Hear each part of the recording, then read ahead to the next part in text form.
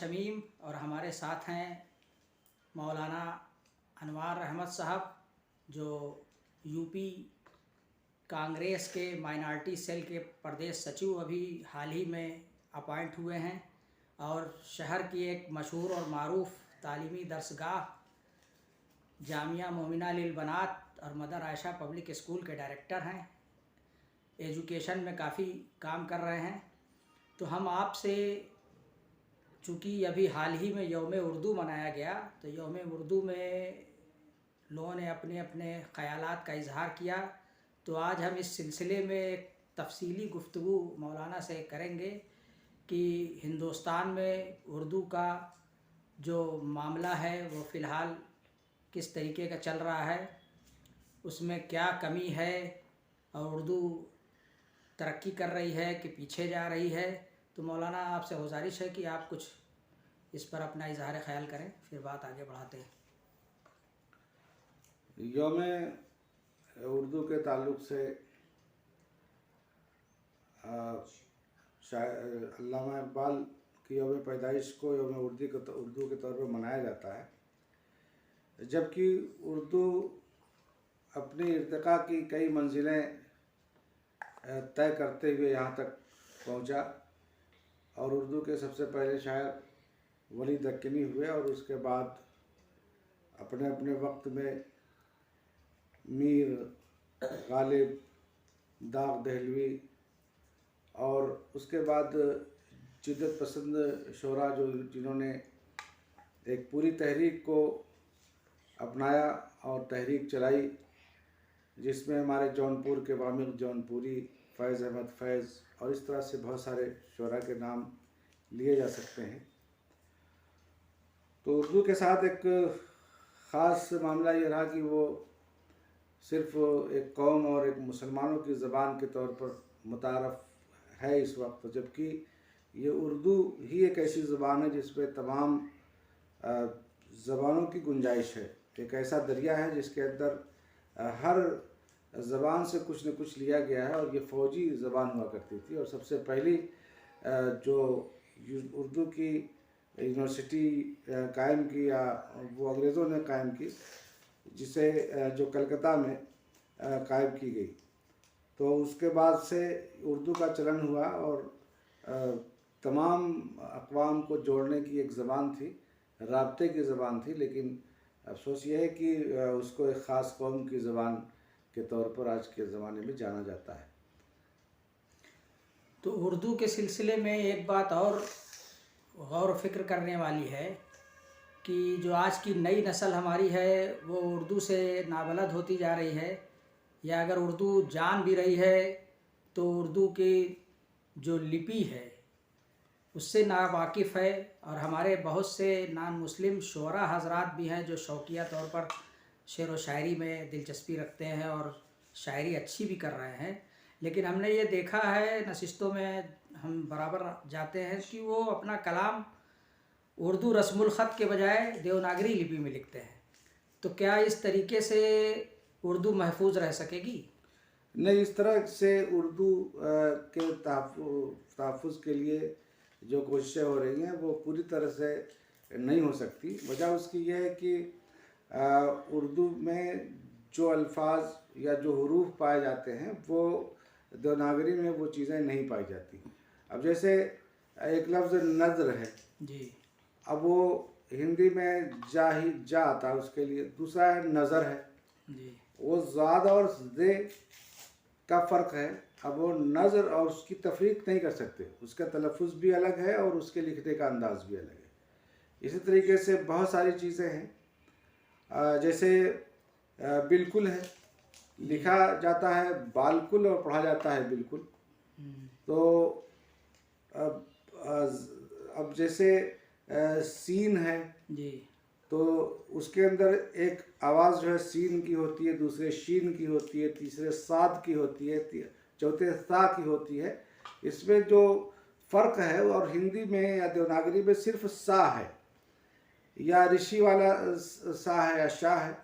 लेकिन वो तफरीक जो पैदा होती है रस्मुल ख़त की बुनियाद पर, बहुत सारी चीज़ें वो महजूफ हो जाएंगी, बहुत सारी चीज़ें छुप जाएंगी, उसकी तर्जुमानी नहीं हो पाएगी। इसलिए उर्दू का अगर तहफ़्फ़ुज़ करना है तो उसके रस्मुल ख़त के साथ उसका तहफ़्फ़ुज़ मुमकिन है, इसके बग़ैर वो मुमकिन नहीं है। उर्दू के बारे में एक चीज़ और करने की है कि चूँकि उर्दू का एक जुड़ाव या एक उसका रिलेशन सहाफ़त से भी है। उर्दू के एक ज़माने से काफ़ी बड़े बड़े अखबारात रहे हैं, और आज भी अच्छे अखबारों में अगर देखा जाए तो हैदराबाद से निकलते हैं अखबार, बंगलौर से निकलते हैं, या खुद बॉम्बे से निकल रहे हैं। लेकिन अपने यूपी में मामला ये है कि मुस्लिम जो मालिकान हैं, अगर देखा जाए तो पहले जो अखबार निकालते भी थे, धीरे धीरे वो भी बंद हो गए। और यहाँ जो एक बड़ा अखबार है इनकलाब, वो देखा जाए तो वो आरएसएस का अखबार है, वो जागरण ग्रुप का अखबार है।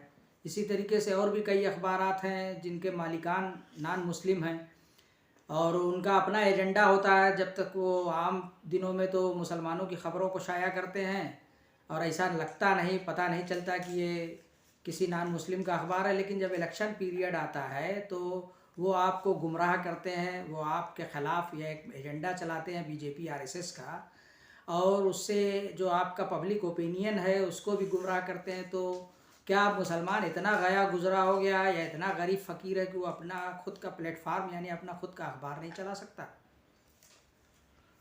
बहुत सारे अखबारात थे यूपी के अंदर जो बंद हो गए या कम हो गए।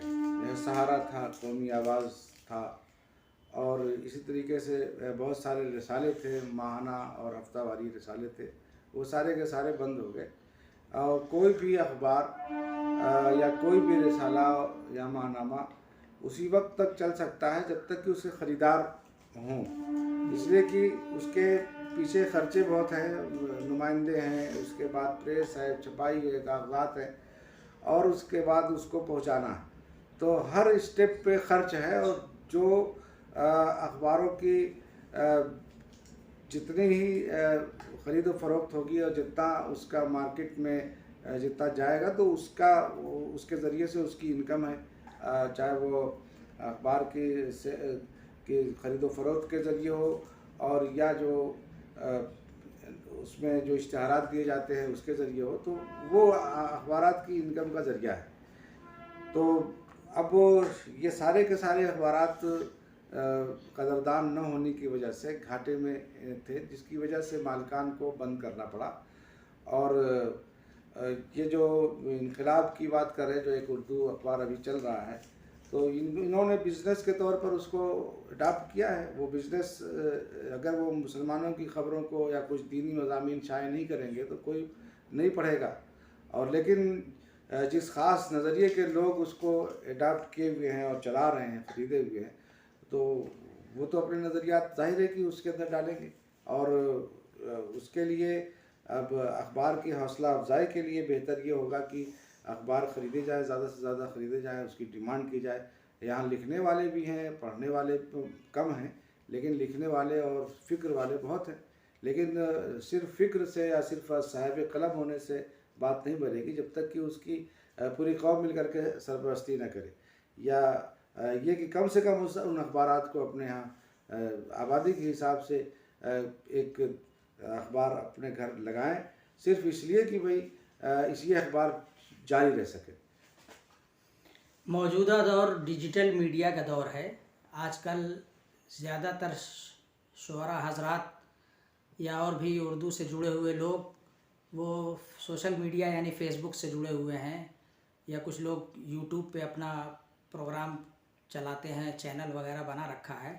तो क्या डिजिटल मीडिया का भी नुकसान हो रहा है कि इसके वजह से तमाम रसायल और मैगज़ीन जो उर्दू की शाया होती थी वो अब मार्केट से गायब हो गई हैं, या उनका सर्कुलेशन काफ़ी कम हो गया है?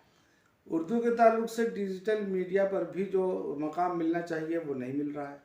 लोगों को जो हमारे यूट्यूबर हैं या डिजिटल मीडिया के ज़रिए जो ख़बरें शाये कर रहे हैं या मज़ामीन शाये कर रहे हैं, मुशायरे उर्दू के वो नश्र कर रहे हैं, तो ये उस वक्त इस उम्मीद में रहते हैं कि हमारे सब्सक्राइबर बढ़ें और इसके देखने वाले बढ़ें। तो उनसे कुछ नहीं मांगा जा रहा है उर्दू के नाम पर या उर्दू के इशाअत के नाम पर। सिर्फ इतना है कि आप इसको देख लीजिए ताकि इसकी टाइमिंग बढ़ जाए कि इनको कुछ फ़ायदा हो जाए। कुछ जो है कंपनियां ऐड देने लगे इनके चैनल के ऊपर, जो यूट्यूबर हैं इनके चैनल पर कुछ कंपनियां। हमारे लोगों को ये भी नहीं गवारा होता कि उस शख्स की हौसला अफजाई करें जो इतनी मेहनत करके वो प्रोग्राम मुरतब करता है, फिर उस पर वक्त सर्फ करता है। तो ये हमारी अपील है तमाम उन लोगों से जो उर्दू को प्यार करते हैं कि कम से कम ऐसे चैनलों को देखें। नहीं सुन सकते तो लगा करके छोड़ दें ताकि जो है उनका जो टाइमिंग का सिस्टम है वो टाइम पूरा हो जाए। तो यहाँ भी हम मदद नहीं कर पा रहे। पूरी तरीके से हम बेहिसी तारी है इस तरह से कि भाई किसी भी मरहले पर हमारा कोई कंट्रीब्यूशन इन लोगों के साथ नहीं है। जब तक कोई कंट्रीब्यूशन नहीं होगा और सब हर आदमी की रोज़ी रोटी का मामला होता है तो वो तो मेहनत करता है, लिखने वाला मेहनत करता है। एक मजमून लिखने के लिए बहुत सारी किताबों से कंसल्ट करना होता है, बहुत सारा रिस्क लेना पड़ता है। तो अगर ये चीज़ें सामने वाले जो देखने वाले हैं अगर उसको सब्सक्राइब नहीं करेंगे, उसको देखेंगे नहीं, टाइमिंग नहीं बढ़ाएंगे तो फिर ये भी धीरे धीरे ये भी ख़त्म हो जाएगा। सही बात है। तो अभी हम आपको मुबारकबाद देंगे कि आपको यूपी कांग्रेस का माइनॉरिटी सेल का जनरल सेक्रेटरी बनाया गया है। तो हम आपसे थोड़ा सियासी सवाल भी करेंगे कि आप इससे अभी जल्दी ही जुड़े हैं, तो आपको इस ज्वाइन करने का मकसद क्या है या आपका आगे का टारगेट क्या है?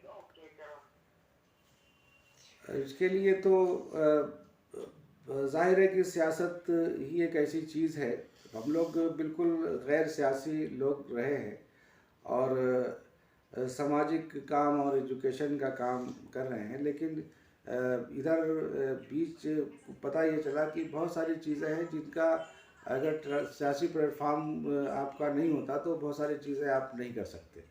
तो सियासत एक बहुत बड़ा प्लेटफार्म है जिसके ज़रिए बहुत सारे मसाइल और बहुत सारी चीज़ें आप कर सकते हैं। तो अगर वो मुस्बत की जाए तो इधर कांग्रेस को ज्वाइन करने का और वहाँ से जो हमको ओहदा दिया गया है उस पर हम काम करने की कोशिश करेंगे ताकि माइनॉरिटी की तरफ से जो मुश्किलात आती हैं और जो मसाइल माइनॉरिटी के हैं, अगर हम वहाँ पहुँचे हैं तो उन मसाइल को पार्टी के अंदर भी उठाएंगे और बाहर भी उन मसाइल को पेश करेंगे ताकि जो है भाई माइनॉरिटी के लिए जो सहूलियात गवर्नमेंट ने दी हैं और जो आने वाले हैं या मसाइल जो पैदा हो रहे हैं उनको उठाया जा सके। और यही हमारा इरादा भी है कि माइनॉरिटी की ख़ास तौर से और आम लोगों की बात आम तौर से की जा सके उस प्लेटफार्म पे जहाँ से कि तय होते हैं, फैसले किए जाते हैं जिस टेबल से, वहाँ पहुँच करके अगर हम कुछ कर सके तो ये हमारे लिए बड़ी खुशी की बात होगी। एक सवाल और है कि उर्दू का कुछ लोगों का ये कहना है कि उर्दू का रिश्ता जब तक जॉब से नहीं होगा, प्रोफेशन से नहीं होगा तो उर्दू ज़िंदा नहीं रह सकती है। तो उर्दू को रोज़ी रोटी से जोड़ने के लिए आप माइनॉरिटी सेल से जुड़े हैं, तो अपनी पार्टी में इसके लिए आप किस तरीके की कोशिश करेंगे? बहुत सारी चीज़ जो कांग्रेस के ज़माने में बहुत सारी सहूलतें थी। उर्दू में IAS PCS के पर्चे भरे जाते थे एक मजमून के तौर पर, जो जुडिशरी में उसको दिया जाता था वो पर्चा और उससे माइनॉरिटी के लोग कुछ अच्छा ही नंबर पाते थे। तो कोशिश ये होगी कि जो सहूलियात पहले से मुहैया थी वो बहाल की जाए। और इसी तरीके से उर्दू जो सानवी ज़बान है यहाँ उत्तर प्रदेश की और हिंदुस्तान की, तो उस में जहाँ जहाँ गुंजाइश हो उसमें तर्जुमान की हैसियत से या उर्दू मुदर्रिसीन की हैसियत से और उर्दू प्रोफेसर की हैसियत से प्राइमरी से लेकर के यूनिवर्सिटियों तक उसमें ज़्यादा से ज़्यादा वैकेंसियाँ निकाली जाए और इस तरह से लोगों को शौक़ पैदा हो कि उर्दू की तरफ वो राग़िब हो सके। तो अभी हम गुफ्तगू कर रहे थे मौलाना अनवार साहब से। उनसे हमने उर्दू अदब के सिलसिले में और कुछ थोड़ा बहुत उनकी सियासत के बारे में भी गुफ्तगू की और काफ़ी अच्छी तरीके से उन्होंने अपने ख़यालात का इजहार किया। हम आपसे गुजारिश करेंगे कि हमारे इस चैनल को लाइक कीजिए, ज़्यादा से ज़्यादा अपने तमाम प्लेटफार्म पर, चाहे वो व्हाट्सअप हो या कुछ और हो, उस पर अपने ग्रुप्स में इसको शेयर कीजिए। और अगर पहली बार देख रहे हैं तो सब्सक्राइब ज़रूर कीजिए। दोस्तों, इसमें आपका कुछ नहीं जाता है। अगर आप प्रोग्राम देख रहे हैं तो सब्सक्राइब करेंगे तो हमारी हौसला अफजाई होगी, और अगर आप इस प्रोग्राम को पूरा देखेंगे तो हमारा थोड़ा सा वॉच टाइम बढ़ेगा, और यही आपकी हमारी मदद होगी। शुक्रिया।